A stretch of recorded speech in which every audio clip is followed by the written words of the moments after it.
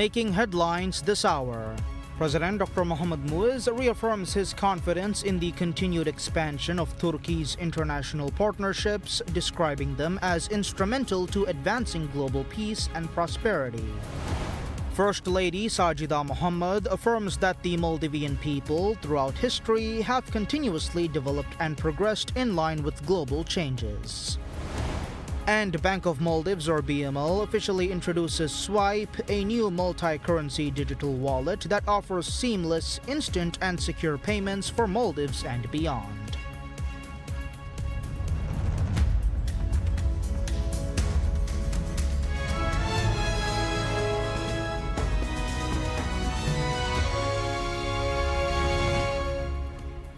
Bismillahir Rahmanir Rahim. Assalamu alaikum and welcome to PSM News in English with me, Abdullah Ahil. And now the news in detail. President Dr. Mohamed Muiz reaffirms his confidence in the continued expansion of Turkey's international partnerships, describing them as instrumental to advancing global peace and prosperity. The statement was issued via social media on the occasion of Turkey's Republic Day. In his message, President Muiz extended congratulations and best wishes to Turkish President Recep Tayyip Erdogan, as well as to the government and people of Turkey. Under President Muiz's leadership, diplomatic relations between the Maldives and Turkey have deepened, marked by a series of high-level exchanges and strategic engagements. His official visit to Turkey in November 2023 signaled a renewed commitment to bilateral cooperation. Defense collaboration between the two nations was notably reinforced in August 2025 when the Turkey Navy formally transferred the naval vessel Dharmavanta to the Maldives National Defense Force. The gifting of the ship underscored the growing military ties and mutual trust between the governments. Parliamentary and military exchanges continued to shape the relationship. In June 2025, a delegation from the Grand National Assembly of Turkey, comprising members of the Turkey-Maldives Interparliamentary Friendship Group, visited the Maldives. That momentum was sustained in August with the arrival of Admiral Kadir Yildiz, commander of the Turkey Navy Fleet, further consolidating the defense and diplomatic rapport. Now we bring you the call to prayer for Isha.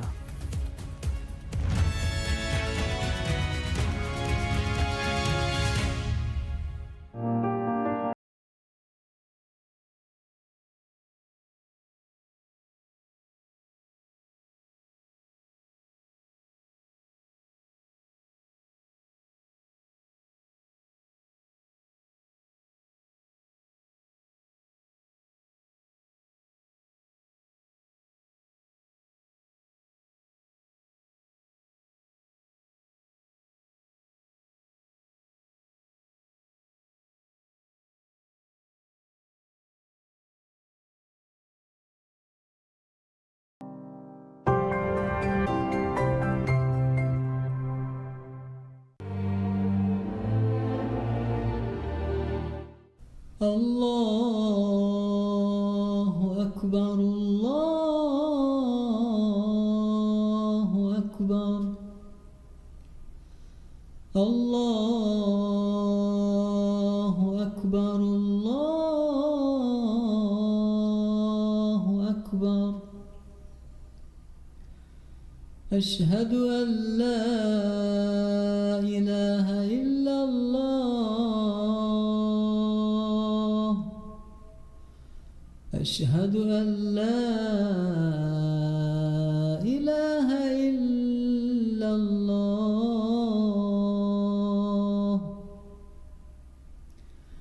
أشهد أن محمدًا رسول الله.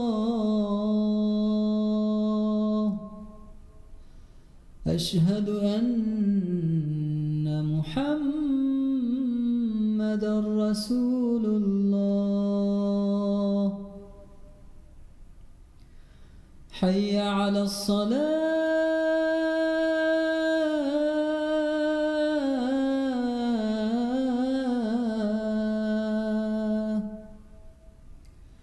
حي على الصلاة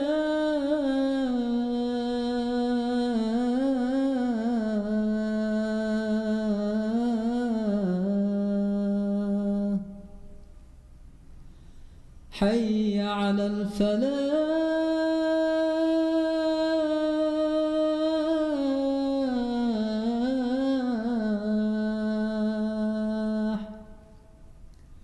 حي على الفلاح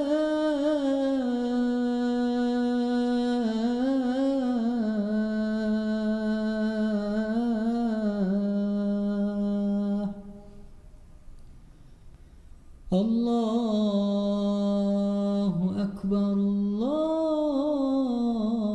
الله أكبر لا إله إلا الله. اللهم رب هذه الدعوة التامة والصلاة القائمة آت محمدا الوسيلة والفضيلة والدرجة الرفيعة وابعثه مقاما محمودا الذي وعدته وارزقنا شفاعته برحمتك يا أرحم الراحمين. وصلى الله على محمد وآله وصحبه وسلم والحمد لله رب العالمين.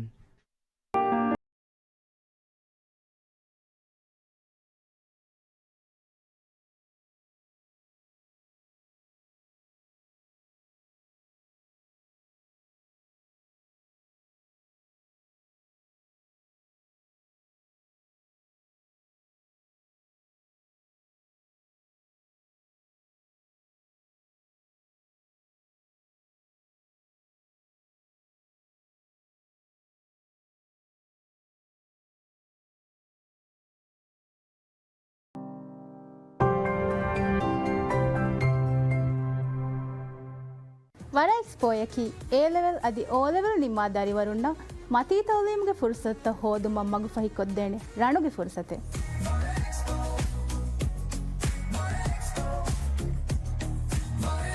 See you sooner of our expo.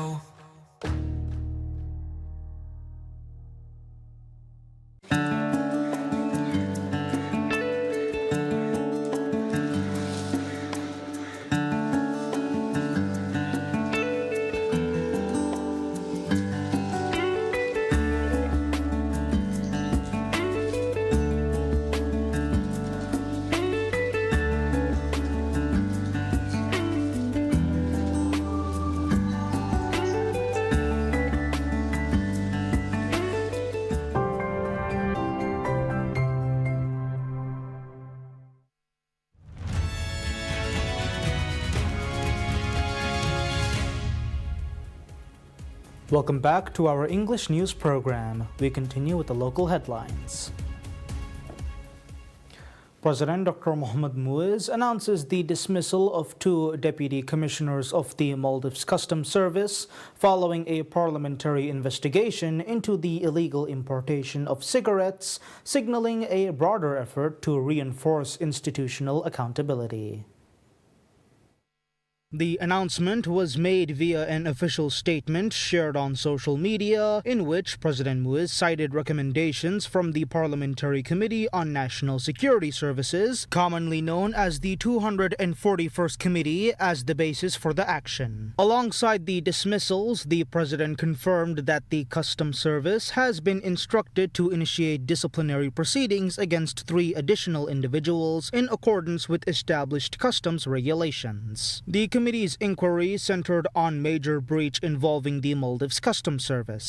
Lawmakers examined the unlawful importation of cigarette cartons aboard an oil tanker operated by the Hawks Private Limited in violation of customs laws. The probe also addressed the unauthorized removal of cigarette cartons from a bonded warehouse carried out without the knowledge of customs authorities. Parliament formally adopted the committee's report on the 27th of October, issuing reform directives to 4 key institutions: the Maldives Customs Service, the Ministry of Homeland Security and Technology, the Ministry of Transport and Civil Aviation, and the Maldives Police Service. Each was instructed to undertake corrective measures aimed at strengthening operational integrity and oversight. Among the requirements outlined for the Customs Service was the development of more rigorous policies to govern the fulfillment of its statutory duties. The agency has been tasked with submitting a projected timeline for the completion of these reforms to the committee. To ensure compliance across its ranks, the Customs Service was also directed to implement enhanced oversight mechanisms to verify that officers are executing their responsibilities in full. The committee further mandated that the agency investigate all instances of employee misconduct involving breaches of legal or regulatory standards, take appropriate disciplinary action, and prepare a structured timeline for implementation. This timeline must be formally communicated to the 241st Committee.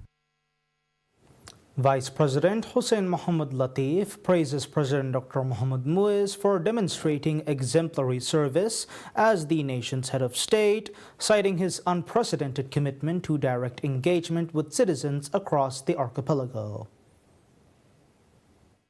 The Vice President relayed this commendation via a social media post, highlighting that President Dr. Muiz is the first head of state to visit every inhabited island in the Maldives in record time. According to the Vice President, President Dr. Muiz assumed leadership with a clear determination to serve the people closely, a pledge he has fulfilled by becoming the first Maldivian leader to visit every single inhabited island within the initial term of his administration, an achievement reached in record time. During these extensive tours, President Dr. Muiz has been actively meeting with island communities, overseeing the operations of government agencies, launching crucial rural development projects, and inaugurating completed works. The Vice President emphasized that this hands-on approach exemplifies the standard of service expected from the highest authority in the state. To date, President Dr. Muiz has visited a total of 187 islands since assuming just under 2 years ago, with 64 of these islands receiving a second visit, underlying his sustained dedication to understanding and addressing the needs of every community directly. This relentless outreach, the Vice President concluded, sets a new benchmark for leadership in the Maldives. President Dr. Muiz's historic milestone, achieved in under 2 years, approximately 1 year and 11 months, underscores the administration's commitment to decentralized governance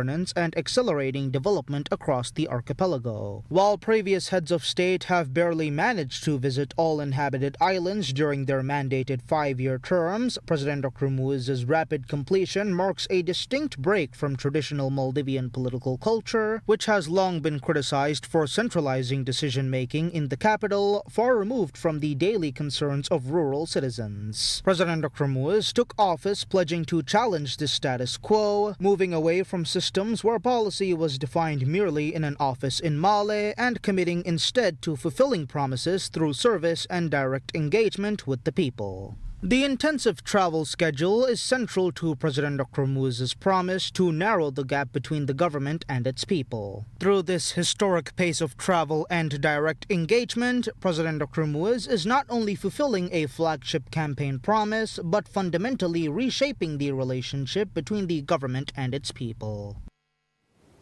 First Lady Sajida Mohammed affirms that the Maldivian people throughout history have continuously developed and progressed in line with global changes.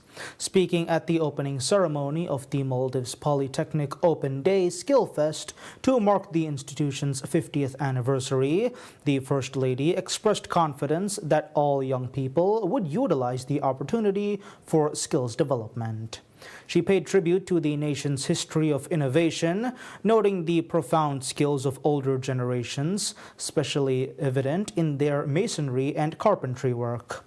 The First Lady stressed that previous generations were highly capable, particularly noting that productivity of Maldivians for a nation surrounded by the ocean.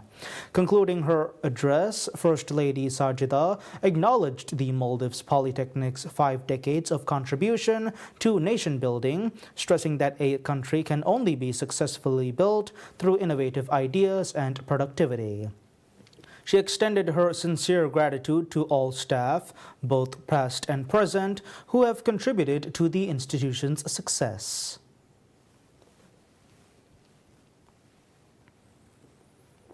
Bank of Maldives, or BML, officially introduces Swipe, a new multi-currency digital wallet that offers seamless, instant and secure payments for Maldives and beyond.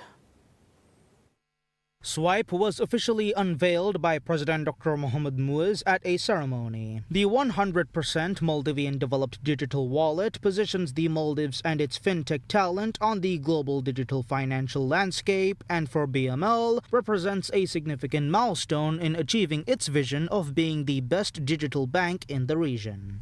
With the Swipe digital wallet app, customers will have a quick, easy, and secure way to pay through QR codes for contactless payments across the country. Customers can also send funds instantly on Swipe, receive money from anywhere in the world to their multi-currency account to generate insights on spending habits. Any debit, credit, or prepaid card issued by any bank in the world can be used to top up the Swipe wallet, and withdrawing funds to BML accounts is simple and quick. For merchants, Swipe allows real-time settlement without any delays, allowing for easy cash flow management. Swipe, built with robust security and fully compliant with local as well as international regulations and payment standards, is a local alternative to other external wallets and will support the needs of freelancers and online sellers to receive money from clients or customers in different countries. For tourists, Swipe will be a convenient wallet for payments in the Maldives. Speaking at the launch event, Mohammed Sharif, CEO and Managing Director of BML, hailed Swipe as a milestone for digital payments in the Maldives. According to BML, Swipe will be released for beta testing in December. Bank of Maldives, or BML, unveils its new Visa Platinum debit card, a premium offering designed to enhance international banking services and provide significantly higher transactional limits for its customers. The new Visa Platinum card offers unprecedented flexibility for dollar account holders. Locally, BML customers utilizing the new card can withdraw up to $3,200 daily from BML ATMs, effectively doubling the current standard withdrawal limit. Additionally, the card supports a generous $5,000 daily limit for overseas transactions and purchases. The card was officially launched at a ceremony held at the Barcelos Nasundra, coinciding with the kickoff of BML's new corporate campaign, Divehinge Bank Muliraja. The Minister of Economic Development and Trade, Mohammed Saeed, launches the card, marking the introduction of BML's latest high-tier product. In addition to the expanded cash access, the Visa Platinum card provides customers with several distinct premium features, including access to Visa's international offerings and an exclusive 24-hour Visa Platinum Concierge service. The card allows account holders to transact seamlessly across the global Visa network and enjoy special privileges worldwide. BML CEO and Managing Director Mohammed Sharif stated that the new card is central to the bank's strategy to improve customer access and international services. BML confirmed that customers can immediately apply for the new Visa Platinum card through the bank's internet banking platform or mobile application. Bank of Maldives, or BML, successfully completes the Muliraja BML ATM project, a landmark national initiative that brings 24/7 self-service banking to every inhabited island in the country. The announcement was made at a ceremony to commemorate the bank's journey. During the event, President Dr. Mohamed Muiz conferred special recognition to the project team, marking the exceptional work to complete Muliraja BML ATM project in record time. The first ATM under Muliraja BML ATM project was installed in February, and in the span of just 9 months, BML rolled out ATMs to 105 islands spread across all 20 atolls. panels. The scale and speed of the project is unprecedented in the country and was completed through a complex multi-stakeholder approach to ensure timely delivery to the highest standards. The cost-effective and robust implementation resulted in a 33% reduction in costs compared to the traditional ATM installations. BML CEO and Managing Director Mohammad Sharif stated that every citizen, regardless of their location, now has access to banking services through state-of-the-art ATMs. In testament to the transformative impact of the Mulirajya BML ATM project, BML has been honored with the Outstanding Achievement of the Year in Financial Inclusion Award by Chorus, a highly respected award program for the financial sector globally. This accolade highlights the project's significant contribution to enhancing financial accessibility for communities throughout the Maldives.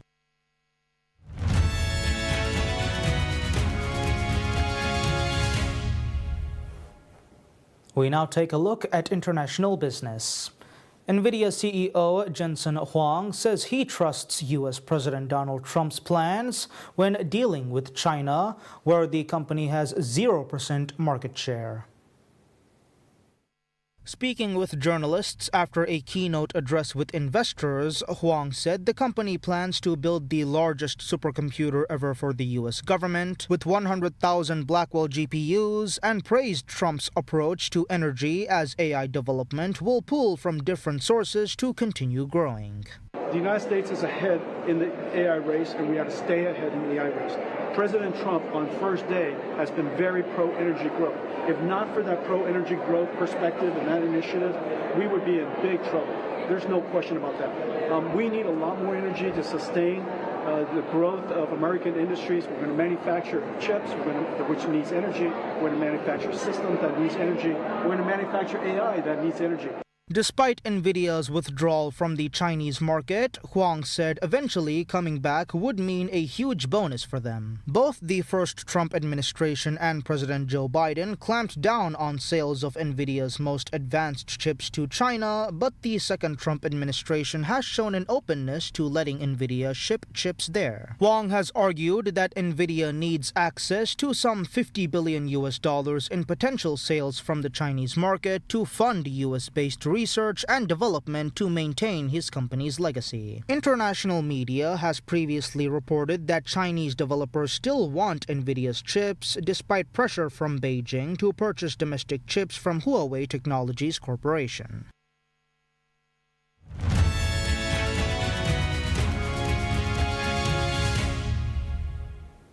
Updates on world affairs. President Volodymyr Zelensky says that Ukrainian and European officials would meet at the end of the week to discuss the details of a ceasefire plan.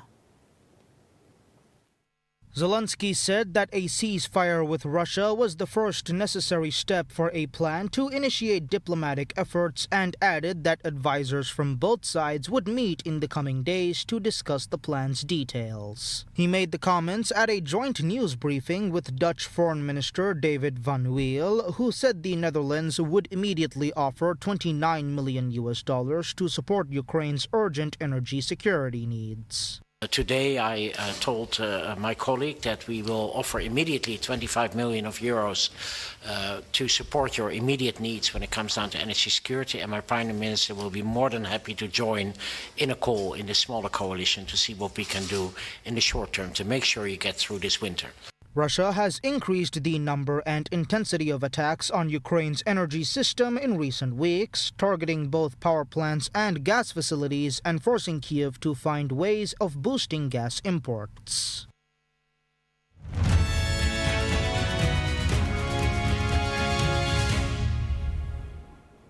Insights into sports. Paris Saint-Germain, the Champions League winners, announces in their financial results record revenue in the 2024 to 2025 season of $976.11 million.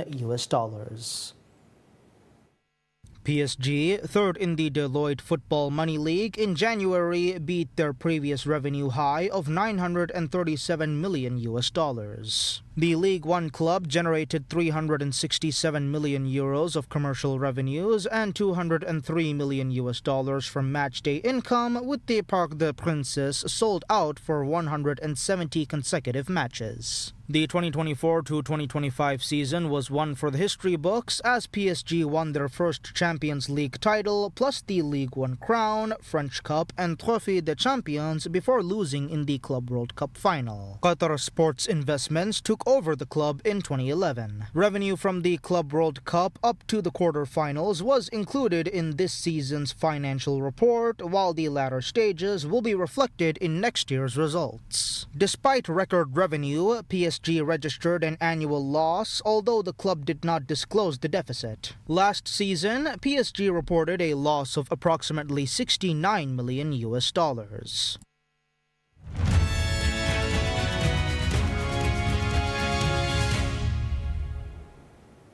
Moscow, which for decades has run on caffeine, could be rediscovering its taste for tea, as some shun coffee as a Western introduction and embrace the more traditional drink. Andrei Kolbasanov, founder of retro-tech tea house chain Nikta, which means thread in Russian, says his business is all about trying to resurrect Russia's lost tea drinking culture. His company runs 3 tea houses in Moscow and 2 more in other cities. While Russians are some of the biggest consumers of tea worldwide, they mostly do so at home, typically accompanying their brews with jam, lemon, and sweets. As in the rest of Europe, busy city dwellers are more likely to grab a coffee on the go than opt for a cup of tea. But with the country at loggerheads with the West over the conflict in Ukraine, even a simple tea shop reflects how the country has changed over the last 3.5 years. Kolbanisov said the rising popularity of tea houses represented a turn inward as Russia rediscovers its own cultural traditions. Though a part of Nikta's tea is Russian-grown, Western sanctions against Russia have complicated the country's tea imports, said Kolbanisov. For instance, some of Nikta's tea is sourced from Nepal, but sanctions have interfered with the complex supply chains that bind Russia to the landlocked South Asian country. Far more of the tea comes from Russia's neighbor and ally China and from Georgia, where much of the Soviet Union's tea was grown before 1991. Neither country has imposed sanctions on Russia, and both have deepened economic ties with Moscow since 2022. And that's all the news we have for today. We'll be back with any further updates. Until then, I'm Abdullah Ahil from PSM News.